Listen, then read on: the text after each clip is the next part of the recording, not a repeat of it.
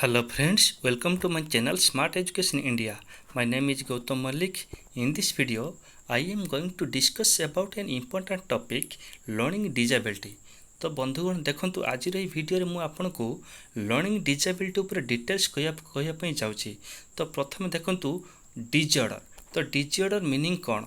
Disorder means it is A state of confusion that affects any activity of a child.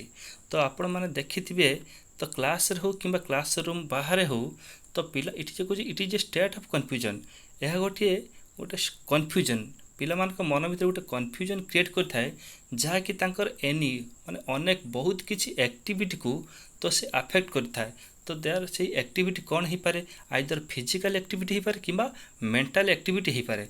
जदि आम एठी mental activity नबा तो आपण निहाती जज करथिबे कि पिला मानकर reading, writing, speaking, listening, understanding of any topic either mathematics, physics, chemistry हो सेमानकर बुझिबारे किंबा कहिबा सुनिबारे सेमानकर बहुत किछि प्रॉब्लम फेस करिथांती। तो से जो प्रॉब्लम फेस करूचंती से प्रॉब्लम फेस करबा कोन को जे डिसऑर्डर कहा जाय। तो that is the it is A state of confusion that affects any activity of child. तो पिला मानकर से एक्टिविटी को सेटा होची अफेक्ट करिथाय। ओके, तो दैट इज डिसऑर्डर। तो देन आसंतु डिसेबिलिटी। तो आपण जानिथिबे ऑलमोस्ट प्राय 600 एभव डिसेबिलिटी अच्छी, किंतु एठी आमे सबको डिसेबिलिटी तो नहीं पारिबिनी काइना से कहछि पिला मानकर लर्निंग डिसेबिलिटी। तो लर्निंग डिसेबिलिटी एथरे मु 12 लर्निंग डिसेबिलिटी नहीं जोटा कि आपनकर सीटी, बीएड, ओटीटी, ओएसएसटी, नेट एवं अदर टीचर रिक्वायरमेंट टेस्ट जो आपण दउछन पा प्रिपरेशन होचंती सेथिरे प्राय मिनिमम जोटा कि मिनिमम गोटे क्वेश्चन आसी थाए। तो मैक्सिमम कह बोले एमती कि हार्डली 2टा पाखापाखि क्वेश्चन आसी थाए मैक्सिमम। तो आपण जदि प्रिपरेशन होचंती तो ठीक अछि। तो जदि मोर ए वीडियो भल लगे आपनको तो प्लीज हृदय गोटे लाइक, शेयर एवं सब्सक्राइब करने ପାଇଁ भूलिबेनी एवं ऊपर थिबा बेल आइकन को दबाइ देबे कहीं मोर प्रथम वीडियोटी आपन पाखर निश्चित सहज जाई पहुंच पारिबो। ओके, तो चलंतु डिसऑर्डर कही देन आसतु। तो डिसेबिलिटी कही दी अबव 600 डिसेबिलिटी अच्छी। तो ये लर्निंग डिसेबिलिटी को नहीं माने जनरल कॉन्सेप्ट उपर जदि कहबा लर्निंग डिसेबिलिटी कौन? Those disabilities are related in learning. जो डिसेबिलिटी गुड़ाक लर्निंग रिलेटेड ताको आम लर्निंग डिसेबिलिटी कही था। तो एथिरे मीनिंग अच्छे meaning of learning disability it is a neurological condition which affects the brain's ability to send, receive and process information. यह गोटे न्यूरोलॉजिकल कंडीशन मान न्यूरोलॉजिकल डिसऑर्डर। तो न्यूरोलॉजिकली जो पिला माने सफरिंग होता तो सफर्ड होता तो सेमानकर कौन होता कि सेमानकर जो लिसनिंग हो, स्पीकिंग हो, राइटिंग स्किल हो, सेमानकर जो बॉडी विथ माइंड कोऑर्डिनेशन जो होची बुझले कि सेथिरे सेमाने डिफिकल्ट फेस करिथांती जा फल कि सेमानकर लर्निंग डिसेबिलिटी देखा जाई थाए। ओके, तो फास्ट आसंतु एठी मो डिटेल्स 1 बाय 1 लर्निंग डिसेबिलिटी कौन सब सेमानक ऊपर डिटेल्स एनालिसिस करूची। तो देखंतु। तो प्रथम अछि डिसलेक्सिया। तो ये क्वेश्चन प्राय सीटीटी रे आसीची एवं अनेक टीईटी रे मध्य आसीची। तो आपण माने जोरदार प्रिपरेशन करंतु याको केमिति मन रखिबे डायरेक्ट लर्न मारंतु किंबा आपण जेकोनोसी टेक्निक अप्लाई करिक आपणकर जो कॉन्सेप्चुअल माइंड तो आपण सेमति ताको मन रखी पारिबे। तो ठीक अच्छे देखंतु प्रथम अच्छे dyslexia disorder in learning to read or interpret words, letters and other symbols. देखंतु गोटे वर्ड हो, लेटर हो ताको से माने बुझिबा, इंटरप्रेट करिबा बुझिले कि तो ताको सहजरे से जेमति गोटे एग्जांपल एठी देछि। तो 12 को बेले बेले से 21 पढ़ी दिए। तो कौन करे? तो सेठी से 12 को बेले बेले 21 मध्ये पढ़ी दिए। एमति कि बी को से होची डी। ओके, तो बी जदि लिखा हो ताको डी भाव से पढ़ी दिए। तो ये 12 को जमी से 21 पढ़ी दूची। तो से एग्जांपल नहीं तो सेटा होची dyslexia disorder in learning to read or interpret words, letters and other symbols. जेकोन जदि आम सिंबल ताको दबा तो सिंबल को तो सेमती से कन्फ्यूज होकरी आउ कौन किसी से होची कही दिए। तो एग्जांपल आम नहीं पारे जेकोसी बार्डर सिंबल हो किंबा जेकोसी एनिमल सिंबल हो। ओके, तो सेमती से सिंबल टाको देखिकी तो जदि से गोटे पर्टिकुलर एनिमल आम नहीं थिबा, सपोज आम नहीं थिबा गोटे फॉक्स, तो आम होची फॉक्स नहीं थिबा तो से सेटा को बेले बेले से पढ़ी दिए डॉग बोली पढ़ी दी थाए। तो सेटा होची symbolically disorder that is dyslexia. Okay, तो disorder in learning to read or interpret words letters and other symbols. Okay, तो ठीक अच्छे बुझी पारछंती डिसलेक्सिया। तो देन आसंतु डिस्ग्राफिया। डिस्ग्राफिया कौन कहे? तो disorder in writing slow handwriting. तो देखो ये पिला हूँ राइटिंग स्पेलिंग मिस्टेक करता है, तो लिखला बेले स्पेलिंग मिस्टेक करता है, तो कौटी स्पेस दिज्व, कौटी कमा दिज्व, कौटी कैपिटल लेटर लिखा जाव, तो आरंभ बेले बेले कैपिटल लेटर लिखि न छाड़ दे कौटी space this is a cow जब कहबा तो सीधा से स्पेस फेस किसी देवन, तो दिस इज ए काउ से लिखिदेव। तो बेले बेले सी बहुत स्लो लिखि थाए, जोटा कि एग्जाम बसी थे एग्जाम कभर हो सरी जाइए तार क्वेश्चन आंसर दिया सरी नथिबो। तो से कौन सफर होता, तो सेटा कौन कहे? Dysgraphia, disorder in writing that is slow handwriting. Okay, तो देन आसंतु dyscalculia. Dyscalculia means difficulty to calculate. Difficult to calculate, से कैलकुलेशन करिबारे ताकू डिफिकल्ट लगी थाए, तो डिफिकल्ट फेस करते कौन कैलकुलेशन करिबारे। एग्जांपल सपोज आम नहीं पारिबा, तो जदि आम simple addition subtraction and multiplication division पर कहबा, तो से सिंपल छोट छोट एडिशन सपोज 12 प्लस 13, तो सहीटा से एडिशन कला बेले तो भूल कर दे 30 केते बेले कर देथिबो, बुझिले कि? तो एमती छोट छोट एडिशन सब्ट्रैक्शन कैलकुलेशन पार्ट से होची डिफिकल्ट फेस करथो, तो ता कोन का डिसकालकुलिया, तो एटा सहजरे मन रही जिवो। ओके, तो देन आसंतु डिस्प्रैक्सिया।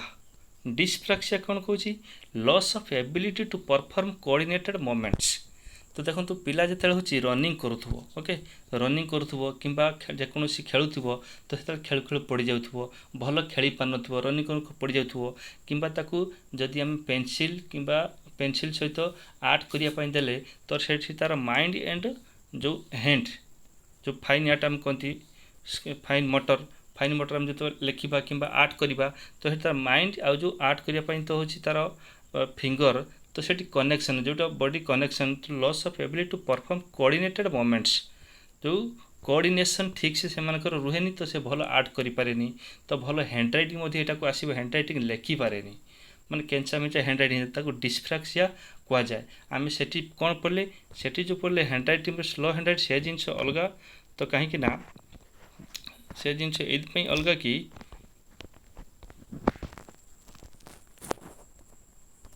तो कहीं अलग कहीं डिस्ग्राफिया जो डिजॉर्डर इन राइटिंग से स्लो लिखे, तो स्पेलिंग मिस्टेक करे, तो स्पेस दे पारे, तो ये जगह केस रे तो होता है, बुझे कि ये केस एमती स्पेस देने होता है टिके डिफरेंट, बट ए केस कौन कौन कोऑर्डिनेशन ठीक से रही न थाए। तो ये जो कौच आमर तो कौन dyspraxia loss of ability to perform coordinated moments, तो ये कोऑर्डिनेशन रुहेनी, बुझे कि? तो सेटा टिके डिफरेंट अच्छी। तो यहाँ हूँ देखो देन 5 अच्छी डिस्फेसिया और आफासिया। तो जो आफासिया अच्छी, आफासियाटा क्रॉनिक स्टेज हेले अधिक बढ़ीगले हेटा हूँ डिस्फेसिया हो जाए। तो बेले बेले ऑप्शन जो देथिबो दीटा केबे दबनी, तो कौ पर it is language related problem. यह हूँ कौन? Language related problem, difficult to complete sentence while speaking और राइटिंग, स्पीकिंग और राइटिंग। तो ठीक है, यही केस देखो हम एग्जांपल नहीं पारिबा कि जो डिस्फेसिया और आफासिया कहूँ they take more time to complete the sentence और स्पीक वेरी शॉर्ट सेंटेंस। तो ये केस कौन करे? तो जितेबाला से गोटे लैंग्वेज कि गोटे सेंटेंस कहूथबो ताकू रही रही रही रही माने थंगे थंगे जोटा, तो अधिक समय अधिक टाइम नहीं था कि छोट छोट सेंटेंस यूज करते जोटा कि हमको बुझा पड़न, तो सेटा कौ डिजॉर्डर सेटा डिस्फेसिया और आफासिया कह जाए। ये आफासियाटा प्राइमरी स्टेज, तो ये आफासियाटा धीरे धीरे क्रॉनिक स्टेज हेले तो ताकू कौन कह जाए? Dysphasia. It is a language related problem, यह हूँ लैंग्वेज रिलेटेड प्रॉब्लम। ओके, तो देन आसंतु 6 ADHD। ADHD attention deficit hyperactivity disorder. तो अटेंशन डेफिसिट, तो बेले बेले आपन जदि टीचर होती कि क्लासरूम देखिथिबे सांगसाथी को छोट बेले तो जो गोटे टीचर पढ़ुव से क्लास रे अटेंशन रहू नथिबो तो जेकोसी गोटे चैप्टर पढ़ा से फोकस करूँ गोटे होमवर्क दि जाइए गोटे टास्क दि जाइए तो से टास्क नक आउ जेकोसी गोटे एक्टिविटी से होची माति थी तो सही समय हूँ कौन कर कि तो ADHD रे से सफर होती okay attention deficit hyperactivity disorder तो से हूँ कनसेंट्रेशन करें ना जेकोसी पॉइंट को आम जेकोसी गोटे अंडरस्टांडेबल कथा बुझाऊँच कि कहते गोटे टॉपिक पैसेज बुझाऊँ तो से समय से अटेंशन रुहेनी से फोकस करें माने बहुत कम समय से फोकस करता है माने जत्ती दरकार जोटा कि से फोकस करें जहाँफल कि से बुझी पारे ओके देन आसतु autism difficult in social interaction and communication देखो difficult in social interaction and communication बेले बेले देखिए आपण फ्रेंड सर्कल माने आपण सपोज जने फ्रेंड तांकर फ्रेंड सर्कल बहुत कम थाए बुझे कि तो कम ये था कि तो से सांग सहित भल बिहेव करते गोटे सांगर गोटे फ्रेंड वांटिंग कौन गोटे फ्रेंड परस्पर केमिति गोटे माने बांधी गोटे बॉन्डिंग ही रहिबो तो से सब जिन जानते तो जानते माने से कौन सफर तो ऑटिज्म बुझे कि तो सोशल इंटरेक्शन से पाखर कम थाए आई कंटाक्ट रखी से कथबार्ता हो पारती ना मन इच्छा किए गोटे देखाला जमी गोटे कथा गोटे body language gesture posture behaviour attitude देखा से सब जिन पाखे न था से बिहेव करपारती ना तो ये कि कौन सफर होती तो ऑटिज्म ओके तो difficult in social interaction communication example are difficult to make friends they can't make eye contact तो आई कंटाक्ट रही सीना किसी गोटे बुझा पड़ो तो फ्रेंडशिपटा बढ़ो कि सोशल इंटरेक्शन बढ़ो तो से कम समय कथा कि चलीजी ओके तो देन आसतु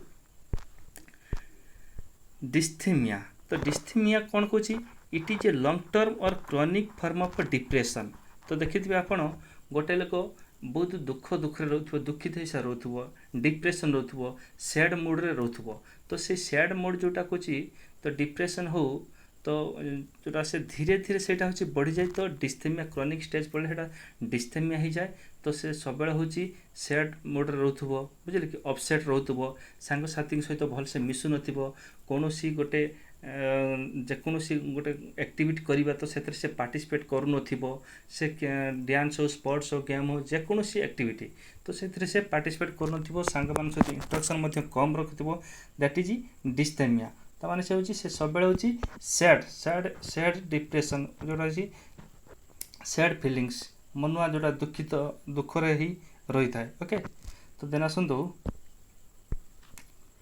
डिस्मॉर्फिया डिस्मॉर्फिया कौन कौच it is an abnormality in the size of a specific part of the body तो से गोटे पिलाटे आइदर प्री नाटाल हो और आफ्टर बाथ हो नाटाल समय तो प्री नाटाल बेले बेले तांकर कौन हुए कि तो आइदर से कौन हाथ छोट हो जाइथिबो किंबा बाथ पर कौन बॉडीर अचानक गोटे पार्टा हूँ ग्रोथ अधिक हो तो एमती केस भी बेले बेले होता है ओके तो कौन कह डिस्मॉर्फिया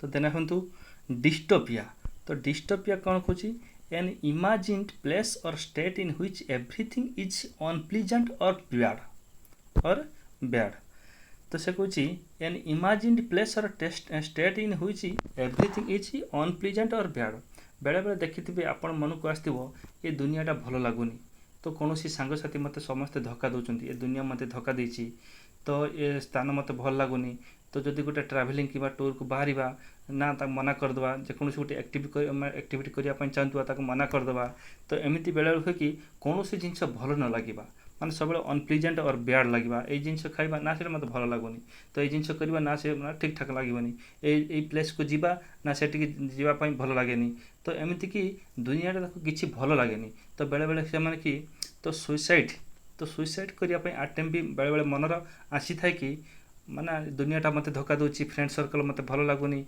कहीं मत दुनिया कई जन भल लोक ना तो एमती माइंड को गोटे माने गोटे स्ट्राइक करवा गोटे बेले बेले जिनस आसी थाए तो दैट इज डिस्टोपिया ओके तो ठीक अच्छे then आसतु आमनेसिया A partial or total loss of memory तो बेले बेले कौन हुए पिला मानकर माने टोटाल मेमोरी लॉस हो जाए कि पार्शियल लॉस होता है तो ताको कौन कह जाए amnesia। ओके तो ठीक अच्छे एथि भी किसी कहबार ना तो amnesia a partial or total loss of memory एमती डायरेक्ट क्वेश्चन आसी थाए। ओके तो देन आसतु ऑडिटरी प्रोसेसिंग डिसऑर्डर एपीडी तार शॉर्ट फॉर्म होची APD. It is a condition that is difficult to detect when the sound travels from which direction.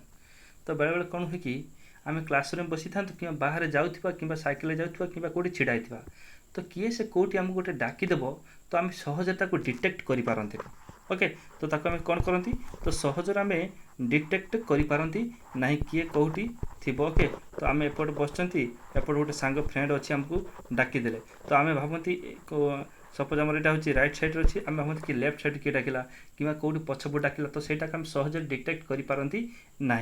That is auditory processing disorder. Okay तो यहाँ थिला एतिकी मोर आज video रे जोटा कि डिजेबिलिटी उपरे अच्छी डिसऑर्डर उपरे सब अच्छी लर्निंग डिजेबिलिटी उपरे। तो जदि वीडियोटी आपन को भल लगी था तो हृदय मोर रिक्वेस्ट कि गोटे गोटे लाइक शेयर और सब्सक्राइब करेंगे और ऊपर थी बेल आइकन को दबाई देले मोर प्रथम अपलोड वीडियो आपन पाखे सहज पहुँची पार। तो वीडियोटी देखि बहुत बहुत धन्यवाद। Thank you this much.